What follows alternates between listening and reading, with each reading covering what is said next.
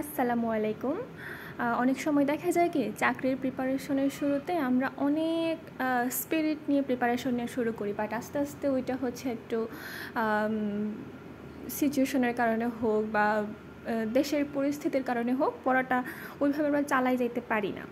তো পড়তে পড়তে আসলে একটা একঘেয়েমিতা চলে আসে, ওইটা দূর করার জন্য আমি ভাবলাম যে একটু ভিডিও করে সবার সাথে শেয়ার করি যে আমি কি পড়তেছি না পড়তেছি।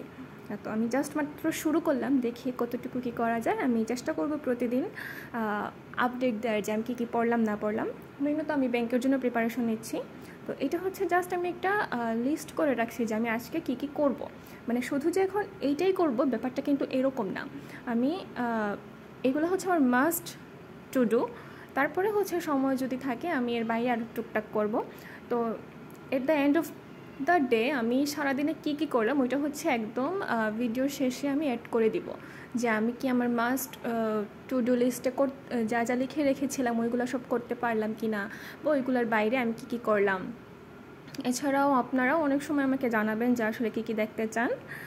আর হচ্ছে আমি কিভাবে পড়ি এটা আস্তে আস্তে আমার ভিডিওর মাধ্যমে শেয়ার করব। যেমন আজকে প্রথমেই হয়তো আপনার ওইখানে আমার টু ডু লিস্টের মধ্যে লেখা ছিল মেথড সিম্পলিফিকেশন, ভোকাবুলারি ডে 15, সাথে আমার একটা ক্লাস ছিল, ওই ক্লাসের রেকর্ডটা দেখার ছিল। তো এইখানে আমি ওই যে ক্লাসের রেকর্ডটা দেখতেছি, এখন ক্লাস করতেছি। আমি ট্রাই করি যে ক্লাস করার সাথে সাথে খাতায় নোট করে ক্লাস করার। এতে হয় কি পরে বারবার হচ্ছে গিয়ে ওই রেকর্ডটা অন করে আর দেখতে হয় না, আমি আমার নোট দেখেই ক্যাচ করতে পারি যে হ্যাঁ ওই জায়গায় এই জিনিসটা বলা হয়েছিল, ওই জায়গায় এই জিনিসটা বলা হয়েছিল। তো এখানে একটা বলে রাখা ভালো যে আমি ব্যাংকের জন্য যেহেতু প্রিপারেশন নিচ্ছি, আমি একটা অনলাইন কোর্সে ভর্তি হয়েছি। ওই কোর্স অনুযায়ী আমি পড়তেছি। প্রথম দিকে অনেক ক্লাস আমার জমে গেছে, তো ওইগুলো আসলে আমি স্কিপ করে ফেলছি।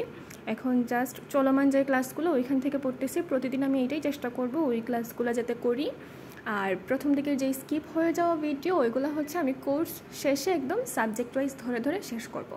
এটাই হচ্ছে আপাতত প্ল্যান। আপনারাও শেয়ার করতে পারেন কমেন্টে যে আপনারা কীভাবে পড়তেছেন, কিসের জন্য পড়তেছেন। আর বেসিক্যালি কেউ যদি ব্যাংকের জন্য প্রিপারেশন নিয়ে থাকেন ওই ক্ষেত্রে জানাবেন যে আপনারা কীভাবে প্রিপারেশন নিচ্ছেন। তো আজকের জন্য এতটুকুই। আল্লাহ হাফেজ।